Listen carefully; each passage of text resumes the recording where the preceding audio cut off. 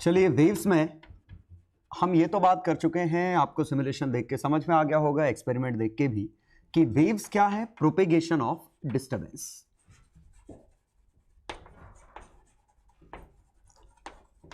एक पॉइंट से दूसरे पॉइंट पे डिस्टरबेंस प्रोपेगेट कर रहे हैं। फॉर एग्जांपल, ये हमारी कोई रोप होती, हमने इस पे एक मैक्सिमा दिया, ये मैक्सिमा आगे जा रहा है सी से, और अगर इसका फंक्शन एफ ऑफ एक्स है तो किसी भी टाइम टी बाद आपका स्नैपशॉट ये बनेगा। तो टाइम टी में ये डिस्टेंस कितना मूव करेगा, सी टी। तो इस फंक्शन का F of x minus C T ये इसका फंक्शन हो जाएगा। कैसे कह रहा हूं, ये y है, ये x है। अब हमारा ये y है, ये x है, तो पहले वो फंक्शन एफ ऑफ एक्स था, अब F of x minus C T हो जाएगा, और अगर इस तरफ जा रहा होता तो प्लस सी टी। ठीक है, तो ये सिंपली ये क्या था, स्नैपशॉट कि थ्रेड आपका t इक्वल टू 0 पे कैसा दिख रहा था। अब t टाइम पे आपका थ्रेड का शेप कैसा होगा, वो ये। ठीक है, और अगले टाइम पे फिर आगे निकल जाएगा इस तरह का। ये हमारा स्नैपशॉट था। ठीक है, तो ओवरऑल हमारा function x plus minus C T type का फंक्शन बनेगा। ये x और t दोनों का फंक्शन है। तो दरअसल it represents the position of particle at any time t। और किस पार्टिकल की बात करें, particle located at x। Position of particle located at x at time t। ये f of x plus minus C T है। इसी में अगर मैंने t की वैल्यू t नॉट छाप दी तो ये जो बना, ध्यान से देखिएगा, ये यहां से मैंने t गायब कर दिया, क्योंकि अब t is no more a variable here. t equal to t naught रख दिया तो it behaves as a constant. तो ये सिर्फ y और x का फंक्शन है। तो ये दरअसल आपका है snapshot of wave at taken at t। मतलब t टाइम पे हमने उसके डिस्टरबेंस की फोटो खींची, वो फोटो ऐसी आएगी। और अगर x की वैल्यू x नॉट छापता हूं तो y t is equal to F X naught plus minus C T. अब x नॉट कांस्टेंट है तो it is a function of t अलोन। और ये सिंपली क्या है, equation of SHM of particle located at x naught. बेहतर है SHM ना कहूं, क्योंकि हमें नहीं पता ये फंक्शन साइनसोइडल है कि नहीं। बस equation of disturbance located at x not. तो ये हम किसी पर्टिकुलर पार्टिकल की बात कर रहे हैं, ये किसी पर्टिकुलर टाइम की बात कर रहे हैं, और ये जनरल है। जनरल पार्टिकल का किसी भी जनरल टाइम पे ये आएगा। ठीक है, तो मेरे ख्याल से बात समझ में आ गई होगी, ये दो एक्सप्रेशंस। इसी में दो चीजें और लिखता हूं, del y by del x और del y by del t. ये चीजें क्या है, तो अगर मैं y का पार्शियल डेरिवेटिव x के रिस्पेक्ट में करूंगा, पार्शियल, इसका मतलब होता ही है कि जब t कांस्टेंट हो। t कांस्टेंट है, और t कांस्टेंट है तो हम इसकी बात कर रहे हैं। तो this is simply slope of snapshot taken at t naught. उस पर्टिकुलर टाइम पे जो स्नैपशॉट लिया होगा उसका स्लोप है। और del y by del T इस बार x कोऑर्डिनेट है, तो this is velocity of particle located at x not.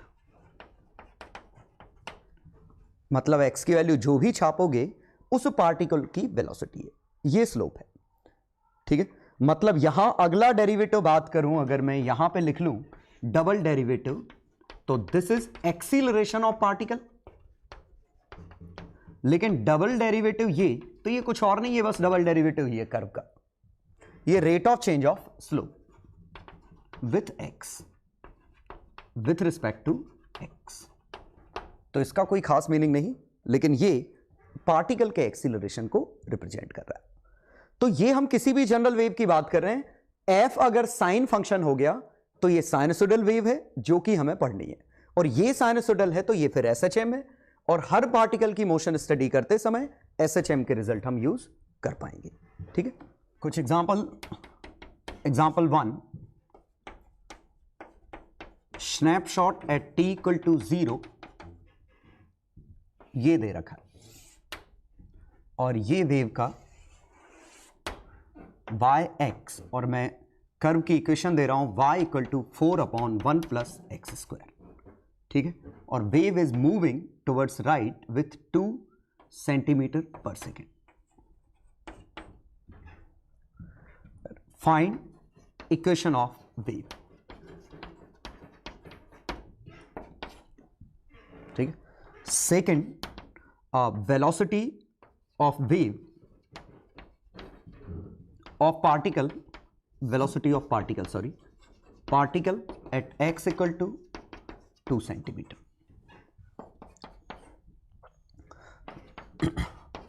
Slope of curve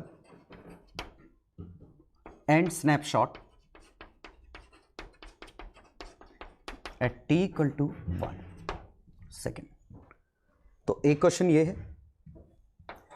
question 2, equation of oscillation of particle located at origin is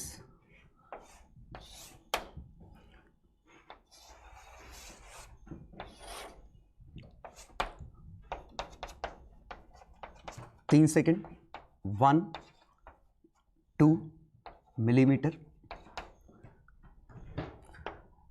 If velocity of wave is 5 centimeter per second along negative x, find equation of SHM, equation of wave, sorry. दूसरा, snapshot at t equal to 0.6 second.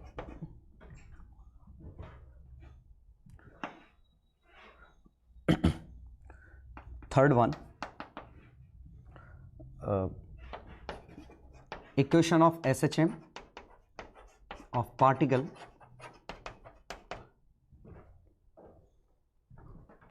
at t equal to particle at x is equal to कितना लिखूं, lambda कितना है इसका, 10. ठीक है. ये दो क्वेश्चन है. पहले मैं रिकमेंड करूंगा कि इन दोनों क्वेश्चन को खुद से ट्राई करिए, फिर मेरे सॉल्यूशन देखिए. ठीक है, क्योंकि आपको इक्वेशन लिखना आता है, कॉन्सेप्ट भी आपको मेरे ख्याल से समझ में आ गया है. तो पहले खुद ट्राई करिए, उसके बाद मेरा सॉल्यूशन देखिए. चलो तो सॉल्यूशन देखें. तो y और x का कर्व है. यहां ध्यान दें, y और t का कर्व है. y का टाइम के साथ, यहां y का x के साथ. ठीक है, और y का x के साथ डिपेंडेंसी और वेव पॉजिटिव x में है. तो पहले हम स्नैपशॉट लिखें. तो ये कर्व की इक्वेशन क्या है, ये क्वेश्चन में दे रखा 4x². लेकिन ये 2 सेंटीमीटर पर सेकेंड से जा रहा है, तो 1 सेकेंड बाद ये 2 यूनिट खिसक जाएगा. तो t टाइम बाद ये 2t यूनिट खिसक जाएगा. सोचो, पॉजिटिव साइड 2t यूनिट खिसक गया. तो अब जो इस वाले कर्व की इक्वेशन हो गई 4/1 plus x minus 2t whole square. Simply replace x by x minus vt. Positive side जा रहा है, और ये हमारा x और t था. ये x at t equal to 0 था. सोचो, ये x at t equal to 0, ये x एट t. और एक बार हमें ये कर्व मिल गया, तो यही तो हमारी इक्वेशन ऑफ वेव है. तो इक्वेशन ऑफ वेव मतलब फंक्शन x और t में बनने वाला और लीनियर फंक्शन. ये आ गया पहला part. Second, velocity of particle at x equal to 2. तो देखिए, अगर वेलोसिटी निकालनी है पार्टिकल की, तो जरा समझने की कोशिश करिएगा कि ये वेव ऐसी है, x इक्वल टू 2 हमारा यहां था, ये वेव जा रही है दाएं तरफ, तो ये वाला पार्टिकल जा रहा होगा ऊपर. ये बात तो तय है. ठीक है, लेकिन पार्टिकल का x तो नहीं बदल रहा है, तो x कांस्टेंट मान के डिफरेंशिएट करना है. तो दूसरा पार्शियल डेरिवेटिव, और पार्शियल डेरिवेटिव करोगे तो 4 अपॉन समथिंग का x माइनस 2t का होल स्क्वायर का whole square, 4 into 1 upon something का minus 1 upon something square into something का twice of x minus 2t into -2 into -2। X constant है, सिर्फ टी वेरिएबल है, ठीक है। Velocity x equal to 2 centimetre पे पूछी है और कितने टाइम पे ये नहीं बताया, तो x की वैल्यू 2 छाप दो। एट t इक्वल टू, शायद नहीं लिखा, तो ये आया -4 अपॉन एक्स की वैल्यू 2, 1 प्लस 2 कॉमन लो 4, 1 माइनस टी का होल स्क्वायर एक्स की वैल्यू 2, 2 4 8, 8 टाइम्स 1 माइनस टी, और यूनिट क्या है, सेंटीमीटर पर सेकेंड। क्योंकि नहीं, y की यूनिट मैंने, सॉरी, एक बहुत इंपॉर्टेंट चीज, ये del y by del x है, del y by del t होना चाहिए, del y by del t है, तो del y by del t के रिस्पेक्ट में डिफरेंशिएट किया, तो ये ध्यान देना del y by del t है, तो इसकी यूनिट आएगी, y की यूनिट क्वेश्चन में दी नहीं है तो मान लेते हैं मिलीमीटर है, t की यूनिट सेकेंड से, यहां सेंटीमीटर पर सेकेंड से, तो यूनिट आएगी मिलीमीटर पर सेकेंड, और अगर t की वैल्यू दी होती तो उस इंस्टेंट की वेलोसिटी निकाल देते। थर्ड पूछा है इसका slope del y by del x, तो जब हम डेरिवेटिव करते तो यहां तक सेम रहता, यही तो डिफरेंशिएशन का रूल है, into twice of x minus 2t, लेकिन अब x के रिस्पेक्ट में डेरिवेटिव 1 ये आता, और इसमें x की वैल्यू 2 दी है, t की वैल्यू 1 दी है शायद, तो x की वैल्यू 2, t की वैल्यू 1, तो ये टर्म आ गया 0, ये टर्म आ गया 0, तो स्लोप आ गया 0।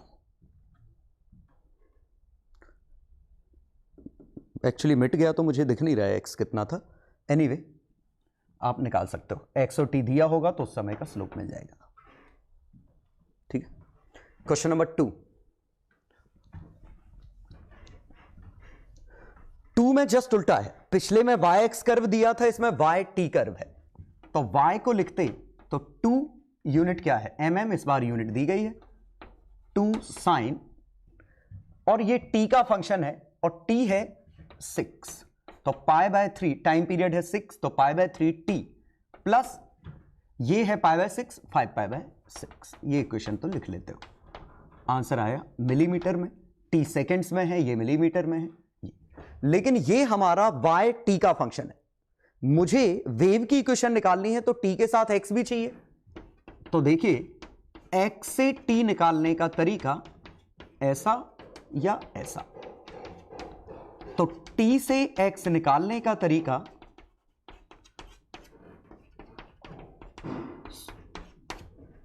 v और c एक ही चीज, v वेव की वेलोसिटी, सोचिए यही तो इक्विवेलेंट है, x को x माइनस वी टी से रिप्लेस करोगे तो t को t minus x y v से रिप्लेस करोगे, तो वेव किस तरफ जा रही है हमारी, नेगेटिव x में, तो इसको इससे रिप्लेस करेंगे। x कहां से पता चला, ये x है, ये z लिखा होता तो यहां भी z आ जाता, t plus z by v आ जाता। चलो, तो हमारा फंक्शन मिल चुका है, अब हमें लिखना है y t है x t, तो simply replace t by t minus t plus x by velocity दे रखी होगी 5, तो x हमारा सेंटीमीटर में है, ये क्योंकि ये सेकंड है, ये सेंटीमीटर है, ये सेंटीमीटर पर सेकंड है, सेकंड ऐड हो रहे हैं, प्लस 5 पाई बाय 6। अब चाहे तो सुधार के लिख लो, 2 sine pi x by 15 plus pi t by 3 plus 5 pi by 6, और इसमें x सेंटीमीटर में है, t सेकेंड्स में है, y मिलीमीटर में है। ये हमारे कर्व की इक्वेशन आ गई। ओवरऑल क्या आया, या तो yx दिया होगा या yt दिया होगा, तो उससे x और t हमें दोनों चाहिए, वेलोसिटी से मिल जाएगा, वेलोसिटी आपको पता थी, काम बन गया। Snapshot at t equal to 0.6, तो t की वैल्यू 0.6 इसमें छाप दो, तो 2 sine pi by 15x plus यहां 0.6, तो 0.2 पाई प्लस 5 पाई बाय 6, ये स्नैपशॉट आ गया सेकंड का आंसर। मतलब स्नैपशॉट मतलब y और x की इक्वेशन, इक्वेशन ऑफ SHM, तो y t बनेगा और इस बार हम x की वैल्यू 10 सेंटीमीटर छापेंगे, तो 2 sin x की वैल्यू 10 छापो तो 2 pi 3 pi t by 3 plus 5 pi by 6, और देखिए omega t plus 5 sinusoidal function है। अब इसी में पूछा होता मैक्सिमम पार्टिकल वेलोसिटी क्या है, ओमेगा e। इसी में पूछा होता maximum particle velocity omega a, omega square a, बाकी सब चीजें हम हमेशा निकाल सकते हैं। ठीक है, तो बेसिकली हमें पढ़ना है स्टैंडर्ड वाले फंक्शन, तो अगला डिस्कशन हमारा स्टैंडर्ड साइनसोइडल के लिए होगा। तो स्टैंडर्ड SHM या स्टैंडर्ड वेव, जो हम बात करेंगे साइनसोइडल वेव की बात करेंगे, तो उसकी इक्वेशन होगी xt, एम्पलीट्यूड आएगा a sine kx plus omega t plus 5, plus अगर इनके बीच में है मतलब सेम साइन है तो नेगेटिव डायरेक्शन में, अपोजिट साइन है तो पॉजिटिव डायरेक्शन में। ठीक है, तो यहां से k से 2 pi by lambda he k है, 2 pi by time period he omega है। लॉजिक क्या है, हर लैम्डा के बाद फंक्शन रिपीट होगा, तो वेवलेंथ कितनी है, तो यहां से जब जब k में, जब जब x में 2 पाई बाय लैम्डा का 2 पाई बाय k का चेंज आएगा, ये रिपीट हो जाएगा। तो हम इसको ऐसे सोचते हैं, अगर आप ऐसे नहीं समझ पा रहे, तो यहां k डेल्टा x कब 2 पाई हो जाएगा, जब डेल्टा x की वैल्यू 2 पाई बाय k होगी, और ये रिपीट हो गया मतलब लैम्डा है, तो k की value 2 pi by lambda. Similarly omega तो वही 2 पाई बाय टाइम पीरियड वाला है, तो ये 2 पाई बाय टाइम पीरियड, ये 2 पाई बाय k, ये फेज कांस्टेंट, एम्पलीट्यूड। अब इसमें इंफॉर्मेशन हमें क्या क्या मिली, वेव स्पीड, वेव स्पीड हम जानते हैं लैम्डा बाय टी होती है, तो लैम्डा बाय टी मतलब यहां से ये लैम्डा है, सॉरी, हम ओमेगा बाय के भी लिख सकते हैं, और डायरेक्शन क्या है, negative x। Second, maximum particle velocity, ये पूछा होता, तो ये कुछ और नहीं, सिंपली ओमेगा ए है। क्यों, हर पार्टिकल का एम्पलीट्यूड सेम है, हर पार्टिकल का ओमेगा सेम है, तो maximum particle velocity omega a आएगी। Maximum particle acceleration omega square a आएगा। सेकेंड, तो ये पार्टिकल का टाइम पीरियड निकाल ले रहे हैं, एम्पलीट्यूड निकाल रहे हैं, एटसेट्रा। फेज डिफरेंस, अब फेज डिफरेंस किन की बात कर रहे हैं, चूंकि हर पार्टिकल SHM कर रहा है, तो phase difference between two particles, तो ये जो हम निकालते, तो यही पूरा तो फेज है, तो ये बनता कि x1 ओमेगा टी तो सबके लिए सेम है, प्लस 5 माइनस kx2 प्लस 5, ये बना kx1 माइनस x2, और इसी पे गौर करिए, ये 2 पाई x1 minus x2 by lambda. और ये कॉमन सेंस जैसा लगेगा कि जब जब उनमें गैप लैम्डा का होगा, एंगल में 2 पाई का चेंज आएगा, तो डेल्टा x में लैम्डा का चेंज, एंगल में 2 पाई का चेंज, फंक्शन रिपीट हो जाएंगे। ठीक है, इसी में अगर आप y और x का ग्राफ बना रहे हैं, या y और t दो ही हो सकते हैं, तो इसमें x कांस्टेंट है, इसमें t कांस्टेंट है, और अगर t कांस्टेंट है तो ये आपका स्नैपशॉट है उस समय का वेव का स्ट्रक्चर है कि वेव कैसी दिख रही है, और यहां पे ये गैप लैम्डा दिखेगा, और ये x कांस्टेंट है, तो यहां जो भी बनेगा ये इस बार टाइम पीरियड t होगा। ठीक है, मतलब जितनी देर में पार्टिकल अपना इतना डिस्प्लेसमेंट कवर अप करेगा, उतनी देर में ये यहां से यहां आ जाएगा। और ये मैंने आपको एक्सप्लेन किया भी था, फिर से कर रहा हूं, ऐसे फील करिएगा कि मैं इसी पार्टिकल के लिए, इस पार्टिकल के लिए बना रहा हूं। तो इस पार्टिकल का y और t ग्राफ, ये वाला पार्टिकल यहां होगा, अब वेव इधर जाएगी तो ये वाला पार्टिकल ऊपर जाएगा, ये p, तो ये है SHM फॉर p। तो देखिए ये अभी यहां है t इक्वल टू 0 पे, अब वेव इधर जाएगी तो ये ऊपर जाएगा, जब ये वाला नंबर आएगा, ये वाला नंबर, तो ये अपने मैक्सिमा पे पहुंच चुका होगा। लेकिन चूंकि टाइम बढ़ रहा है तो यहां से यहां पहुंचने में टाइम t/4 लगेगा, तो t/4 में ये इधर आता, अगले t/4 में ये पार्टिकल वापस आ जाएगा, तो t/2, अगले t/4 में इसका नंबर, अगले t में इसका नंबर। तो फील करिए कि जब तक वेव यहां से ये इसका नंबर आया उतनी ही देर में ये अपना ऑक्सीलेशन कंप्लीट कर चुका है, तो लैम्डा को कवर अप करने का टाइम t है, इसीलिए λ/t ही हमारी स्पीड है। ठीक है, तो शायद ही आपको कोई इसमें दिक्कत हो, तो यही फील करने वाली चीज है वेव में कि y और x और y और t में आपस में क्या रिलेशन है। ठीक, हाँ, इसी में एक मिनट रिलेशन कोई मैं समझा रहा हूं तो शायद आप बहुत आसानी से समझ जाएं कि इस पार्टिकल का मुझे q का ग्राफ बनाना होता, q का टाइम के साथ, तो q पॉजिटिव साइड है, वेव इधर जा रही है तो कहां जा रहा है, नीचे। ठीक है, और जब वेव ये नंबर पहुंचेगा ये मीन पोजीशन पे आ जाएगा। सॉरी, एम्पलीट्यूड सही नहीं बनाया मैंने, तो ये ग्राफ कुछ ऐसे हो जाएगा q का टाइम के साथ। सोचिए, ठीक है,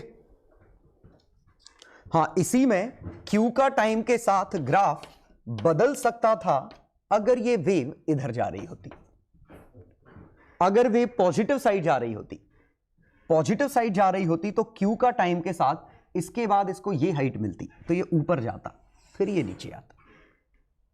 ठीक है, तो एनीवे ये आप समझ पा रहे होंगे कि स्टैंडर्ड इक्वेशन ऑफ वेव क्या है और इसमें से कैसे फील करना है इसको। ठीक है, तो अगला क्वेश्चन, एग्जांपल लेता हूं, y इक्वल टू 4 mm sine of π/3 z centimetre minus π/6 या π/6 ले लेता हूं, यहां 3t सेकेंड्स प्लस π/3, ये था, ये x और t में इक्वेशन दी गई है। अब हमें निकालना होता पहला amplitude, wavelength, k, speed. Amplitude तो दिख रहा है 4 मिलीमीटर, वेवलेंथ, वेवलेंथ मतलब पोजीशन में कितने का चेंज करें, और जरा देखिए ये y और z का ग्राफ है, y और x नहीं है। क्यों? क्योंकि यहां z बदल रहा है, तो x का तो रोल ही नहीं है। ये प्लेन प्रोपेगेटिंग वेव है जिसकी वेवलेंथ 12 सेंटीमीटर है, z में 12 रखने पे ये 2π बन जाएगा। ठीक है, वेवलेंथ, k तो कुछ और नहीं, ये जो π/6 लिखा है यही k है। ठीक है, ओमेगा पूछा होता तो ओमेगा जो π/3 लिखा है वही ओमेगा है। यूनिट देखिए, z अगर सेंटीमीटर में है तो π/6 पर सेंटीमीटर होगा, t अगर सेकंड में है तो π/3 पर सेकंड होगा, लेकिन टाइम पीरियड पूछा जाए तो 6 सेकंड। कितनी देर बाद रिपीट करेगा? हर 6 सेकंड बाद अपने आप को रिपीट कर देगा। तो ये फंडामेंटल पहली चीज समझे। हाँ, इसी में अगर पूछा c कितना है, वेलोसिटी, नेगेटिव साइन है मतलब पॉजिटिव डायरेक्शन में, और लैम्डा कितना आया 12 सेंटीमीटर, टाइम पीरियड 6 सेकंड, तो 12 सेंटीमीटर बाय 6 2 सेंटीमीटर पर सेकंड अलोंग पॉजिटिव z। इसी में पूछा होता प्लेन ऑफ ऑक्सीलेशन कौन सा है, तो प्लेन ऑफ ऑक्सीलेशन है yz प्लेन। तो ये प्लेन प्रोपेगेटिंग वेव है, yz प्लेन में ऑक्सीलेट कर रही है, पॉजिटिव z में मूव कर रही है क्योंकि बीच में नेगेटिव साइन था। ठीक है, जहां तक पूछा जाए snapshot at t equal to 0, t equal to 0 पे फोटो कैसी दिखेगी, t इक्वल टू 0 छापो, 4 sin π/6 z प्लस π/3, तो ये 4 हाइट है, π/3 का फेज लेके आया, ये ऐसा बनेगा। π/3 मतलब ये 4 है तो ये 2√3 होगा, और π/3 और ये z तो ये लेंथ 6 सेंटीमीटर होगी, ये लेंथ 12। ये स्नैपशॉट आ जाता, ठीक है। इसी में पूछा होता plot yt for particle at z equal to 6 centimetre पे, तो z की वैल्यू 6 छापो, तो y की वैल्यू आ गई 4 sin पाई, 6 कट गए, माइनस πt/3 प्लस π/3, ठीक है। अब sine pi minus theta is equal to sine theta, तो 4 sin πt/3 माइनस π/3, ये सेम चीज लिखी है।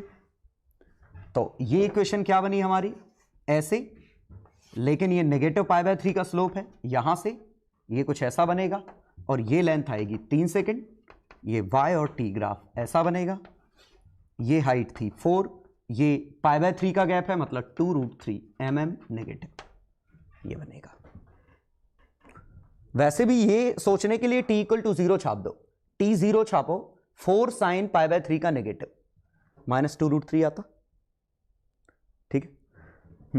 इसी में पूछा होता maximum particle velocity, maximum particle velocity, तो कितना आएगा ओमेगा ए, ओमेगा की वैल्यू कितनी है π/3 पर सेकेंड, एम्पलीट्यूड कितना है 4 mm, तो आंसर आया 4 π/3 मिलीमीटर पर सेकेंड, ये आंसर है, ठीक। तो यहां तक डिस्कशन बिल्कुल आसानी से समझ गए होंगे। अब मैं कुछ क्वेश्चन दे रहा हूं, वो क्वेश्चन आपको ट्राई करने हैं। चलो, तो 2 क्वेश्चन है, इन दोनों को ट्राई करना है। पहले में y और x का स्नैपशॉट दे रखा है, PQR 3 पॉइंट है, उनके बारे में पूछा है। थर्ड में इक्वेशन ऑफ वेव निकालना है, मतलब y का x और t के साथ मैक्सिमम पार्टिकल एक्सेलरेशन का मैग्नीट्यूड कितना होगा ये निकालना है। क्वेश्चन नंबर 2 में फंक्शन दिया है z, y एटसेट्रा, ये तो लैम्डा ct, c मतलब स्पीड ऑफ वेव की, maximum particle velocity, time when particle at y equal to 0 reaches mean position, हर पार्टिकल SHM कर रहा है, तो वो पार्टिकल जो y इक्वल टू 0 पे है वो मीन पोजीशन पे कब पहुंचेगा। Phase difference between particle separated by 5/3 centimetre, मतलब उनके y कोऑर्डिनेट अलग अलग हैं। ये ध्यान दीजिएगा कैसे बना है, तो ट्राई करो। चलो सॉल्यूशन देखिए। पहले क्वेश्चन में इक्वेशन ऑफ वेव, तो इक्वेशन ऑफ वेव निकालने के लिए पहले हम देखते हैं इसका खुद का फंक्शन क्या है, पहले फंक्शन लिख लेते हैं। तो हाइट इसकी है 2 mm, तो y की value 2 mm sine π/6x centimetre plus pi plus π/4, ये पाई और ये π/4, 5 π/4 का फेज लेके आया, ये बाय x का ग्राफ है, लेकिन हमें x को x माइनस ct से रिप्लेस करना पड़ेगा 3t। अच्छी बात है, ये भी सेंटीमीटर पर सेकेंड है, तो x को x minus vt positive direction में जा रहा है, उससे रिप्लेस करेंगे तब जाके इक्वेशन बनेगी, ठीक है। तो y, x और t ये बना 2 sin π/6 x minus 3t plus 5 π/4, इसी को सुधार लें तो 2 sin π/6x centimetre minus π/2 t seconds plus 5 π/4, ये बन गया y का x और t के साथ। तो वेवलेंथ यहां से 12, k की वैल्यू यही kx π/6 पर सेंटीमीटर 2 π/λ, लैम्डा मिल गया। अब टाइम पीरियड 4 सेकेंड, हर 4 सेकेंड में 2 पाई का गैप आएगा, ओमेगा 2 π/t और यही लिखा है π/2 पर सेकेंड। ध्यान दीजिए omega is different from frequency, frequency लिखनी है तो ओमेगा को 2πf से कंपेयर करेंगे π/2, तो फ्रीक्वेंसी आती 1/4, और सही बात है, time period 4 second, frequency 1/4 hertz, ये मिल गया पहला।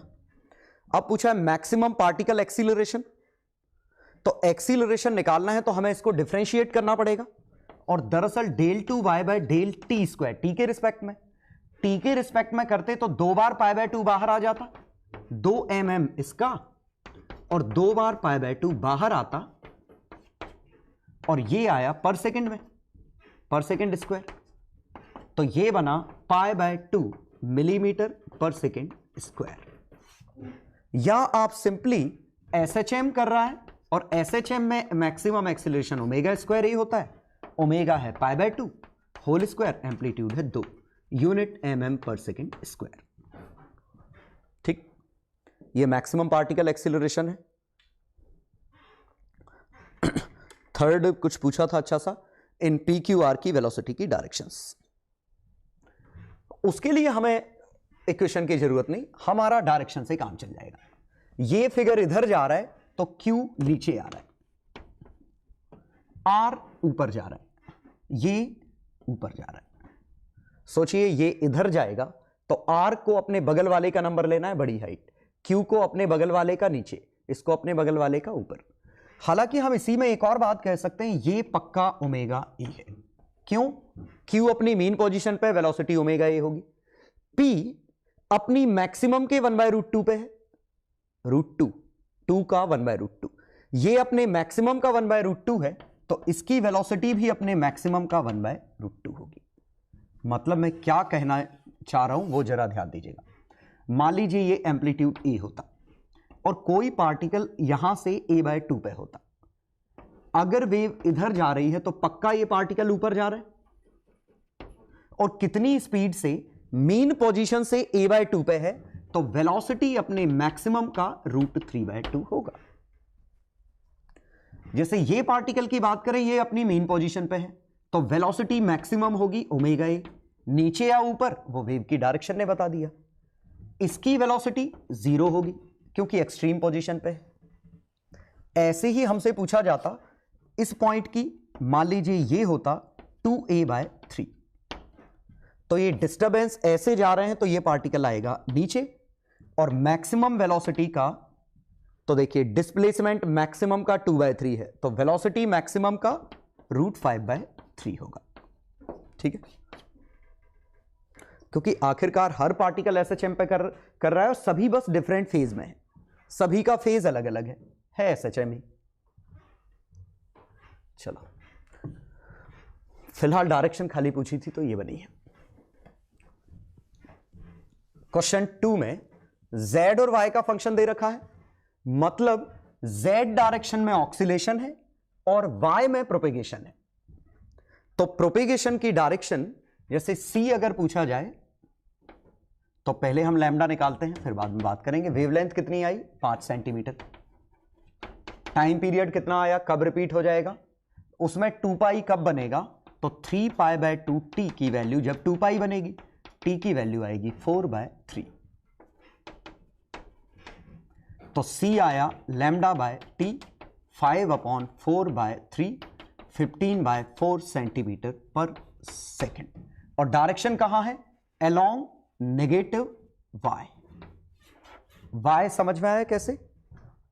ये यहां से, यहां y लिखा है, मतलब ये y डायरेक्शन में मूव कर रहा होगा। तो ये हमारा प्रोपेगेशन YZ प्लेन में हो रहा है और ये नेगेटिव y में मूव कर रहा है। तो t=0 का स्नैपशॉट पूछा है, नहीं पूछा छाप देते हैं। t=0 पे बनाओ, π/3 का फेज है, ये t=0 है, लैम्डा 5 सेंटीमीटर है, तो ये गैप 5 सेंटीमीटर था, ये कुछ ऐसा था, हाइट 5 mm, और ये जा कहां रहा है? पीछे। कितने से? 15/4। चलो, मैक्सिमम पार्टिकल वेलोसिटी, तो लैम्डा मिल चुका है, सी मिल चुका है, टाइम ये आएगा ओमेगा ए, और ओमेगा यही है 3π/2 पर सेकेंड इंटू 5, तो mm पर सेकेंड, इसका मिलीमीटर, इसका पर सेकेंड। अब पूछा है time when particle eight y=0 reaches mean position. Interesting question. तो ये हमसे पूछा है वो पार्टिकल जो y=0 पे है, तो y=0 पार्टिकल की इक्वेशन है 5 sin 3π/2t + π/3। मतलब ये अपनी मीन पोजीशन से π/3 का गैप लिए है। सोचो, स्टैंडर्ड से π/3 ऐसे जा रहा है, ऐसे आएगा, तो कब मीन पोजीशन पे पहुंचेगा? इतनी देर में। ये π/3 है तो बचा हुआ एंगल बाय ओमेगा, एंगल है 2π/3, बचा हुआ एंगल ओमेगा है 3π/2, तो आंसर आया 4/9 सेकेंड। एक तरीका। दूसरा तरीका, मीन पोजीशन मतलब जब z की वैल्यू 0 हो जाए, और z की वैल्यू 0 तब होगी जब ये n पाई होगा, जब इसकी वैल्यू n पाई होगी। साइन थीटा के अंदर n पाई, पाई से पाई कटा, तो 3/2t is equal to n minus 1/3, तो t is equal to 2n minus 2/3 ये बना। n की वैल्यू 1 रखने पे पहली वैल्यू आ जाएगी, 1 रखो 4/9। तो मीन पोजीशन मतलब z 0 मतलब साइन थीटा 0 मतलब थीटा n पाई, एक तरीका। या चूंकि ये SHM है, π/3 फेज कवर अप कर चुका है, तो मीन पोजीशन से π/3 ऊपर है, वहां से वापस मीन पोजीशन पे कब आएगा? जब ये फेज एंगल 2π/3 कवर अप करेगा। कितनी एंगुलर फ्रीक्वेंसी है? 3π/2। डिवाइड करो, काम हो गया। ठीक। Phase difference between particle separated by 5/3, तो दोनों पार्टिकल के y का डिफरेंस दे रखा है, मतलब डेल्टा y की वैल्यू 5/3 है। तो यही पूरा फेज था। तो अब टाइम तो दोनों के लिए सेम है, तो ये कट जाएगा, ये कट जाएगा, जो डिफरेंस आएगा इसकी वजह से आएगा। तो बिल्कुल आसान, 2π/5 इंटू डेल्टा y। आप डायरेक्ट सोच सकते थे delta y by lambda into 2π। Delta y में लैम्डा तो 2π का चेंज, तो इसमें कितना? तो 2π/5 इंटू 5/3, तो ये बना 2π/3 रेडियंस। इतने का फेज डिफरेंस है। ठीक है। दूसरा कॉन्सेप्ट है speed of wave in string.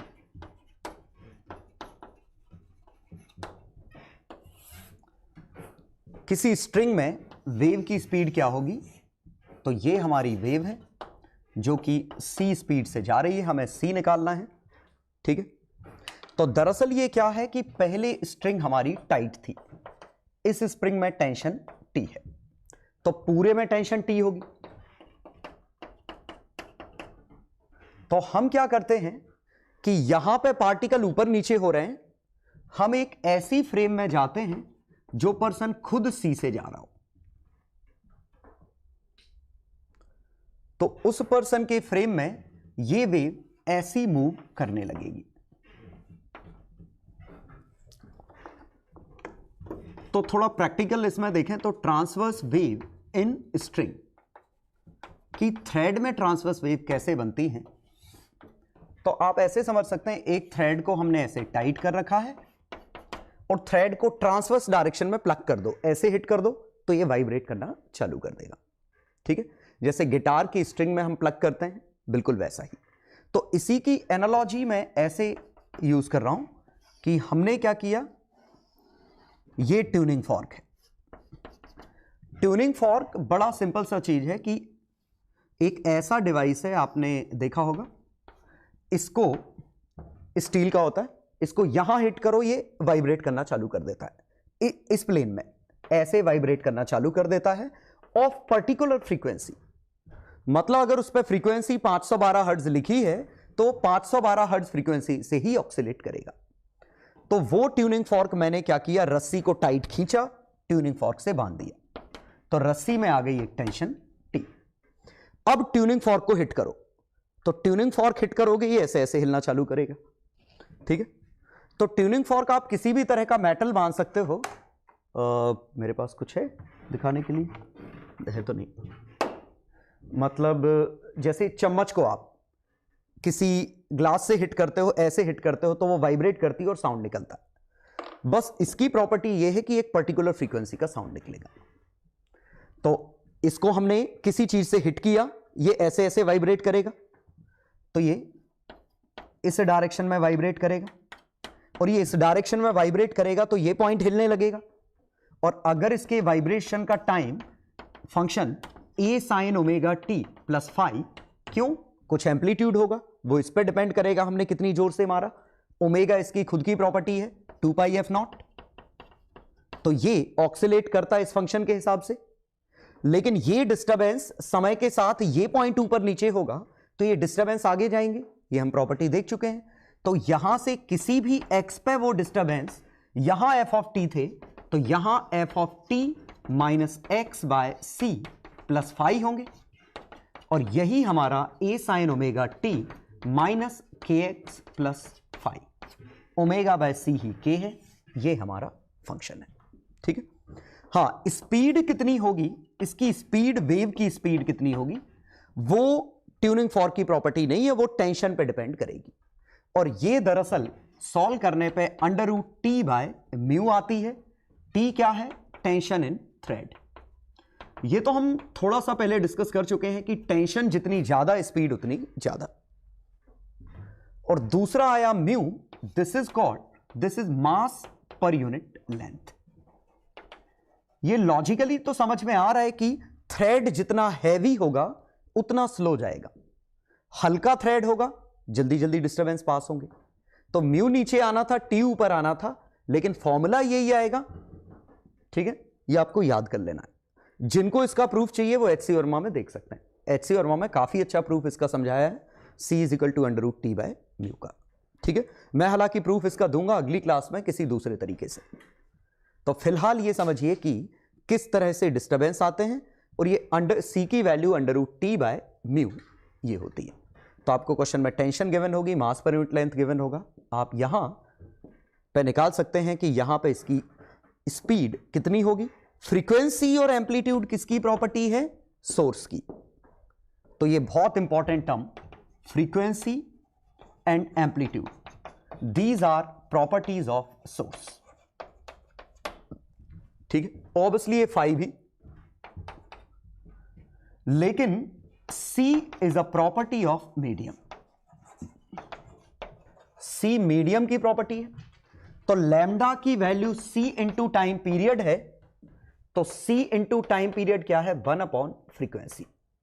तो ये मीडियम की प्रॉपर्टी, ये सोर्स की प्रॉपर्टी, वेवलेंथ दोनों पे डिपेंड करती है, मीडियम पे भी सोर्स पे भी, लेकिन स्पीड सिर्फ मीडियम की प्रॉपर्टी है।